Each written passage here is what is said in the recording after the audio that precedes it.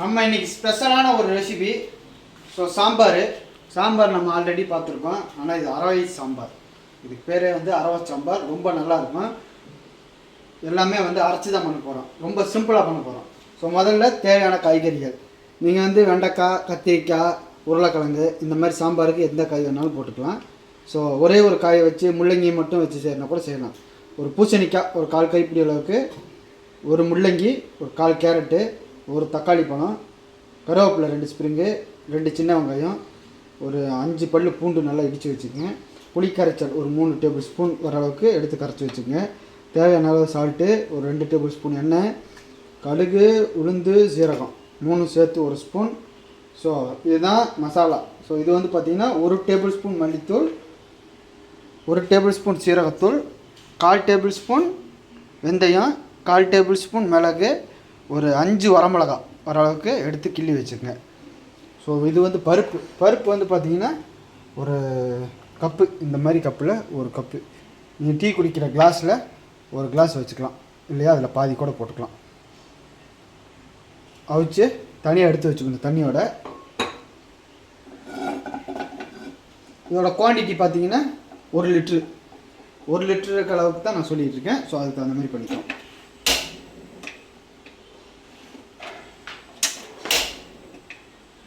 முதல்ல ஒரு பேனை பற்ற வச்சுருவோம். பற்ற வச்சு எண்ணெய் காய்ச்சி எண்ணெய் சுட்டுட்டு இருக்கிறாப்புல அரைச்சிடுவோம்.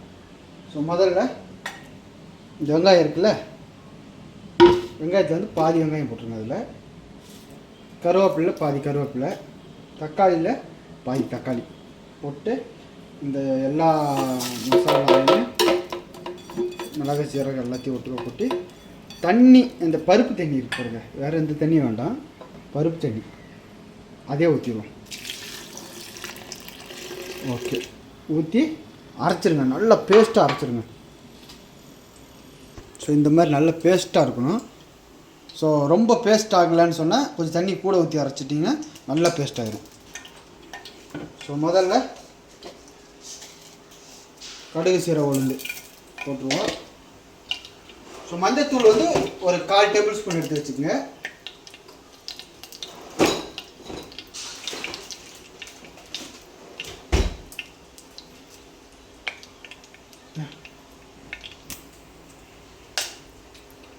ஸோ பொரிஞ்சோன்னு வரமிளகா போட்டுருவோம்.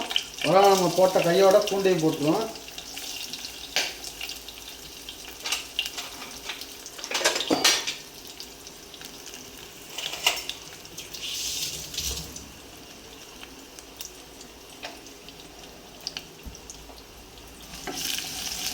பூண்டு நல்லா கோல்டன் ப்ரௌன் ஆகும் லைட்டாக. இந்த ஸ்டேஜில் கருவேப்பிலை போட்டுருவோம்.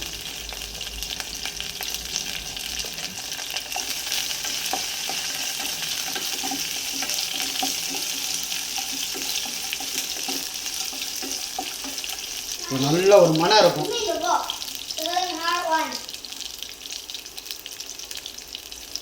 ஸோ இந்த ஸ்டேஜில் தக்காளி, வெங்காயம் போட்டுருவோம்.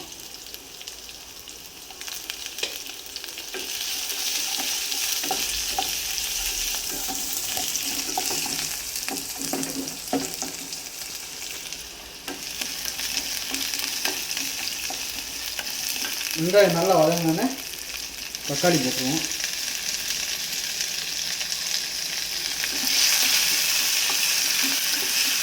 தக்காளி நல்லா வதங்கிக்கும்.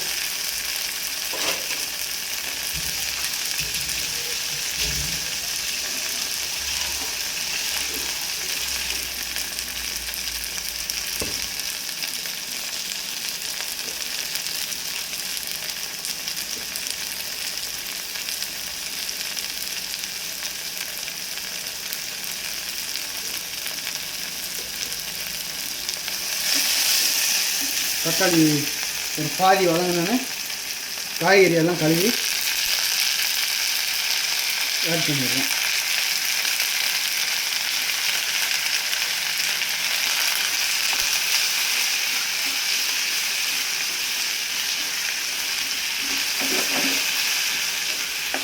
இதுலேயே ஒரு நல்லா வணக்கிடுங்க.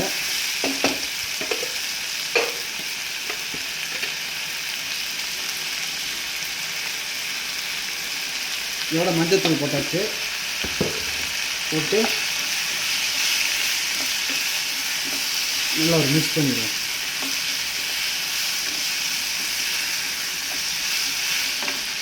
செம்மையான ரெசிபி, செம்மையாக இருக்கும்.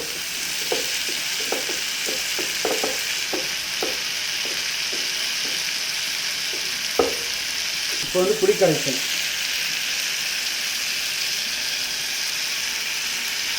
ஊற்றி வச்சு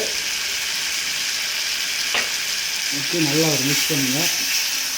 மிக்ஸ் பண்ணி அரைச்சி வச்ச மசாலாவை ஆட் பண்ணிடுவோம்.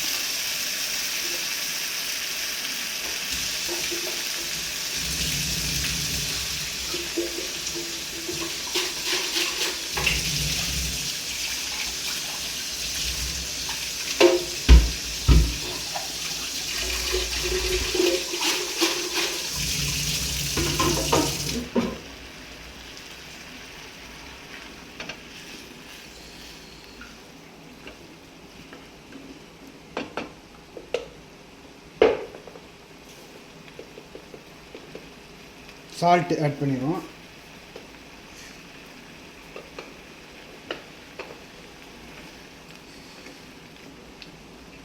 இப்படியே ஒரு 10 மினிட்ஸ் கொதிக்கிட்டோம்.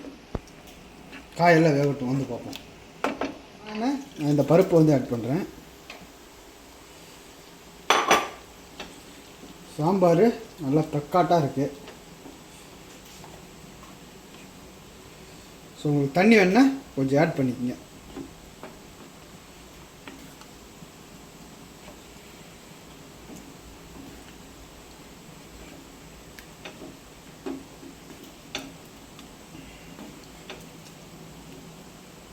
ஒரு கொதி வரட்டும்.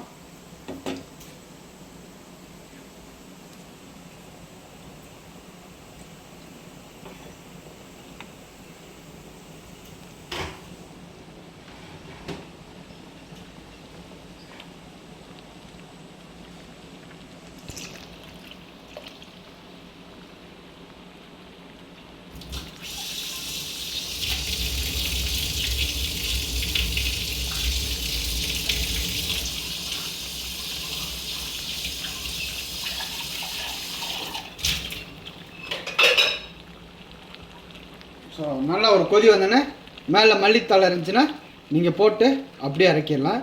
அவ்வளோதாங்க, ரொம்ப சிம்பிளான அரவா சாம்பார் ரெடி ஆயிடுச்சு. காயெல்லாம் வந்துருச்சு.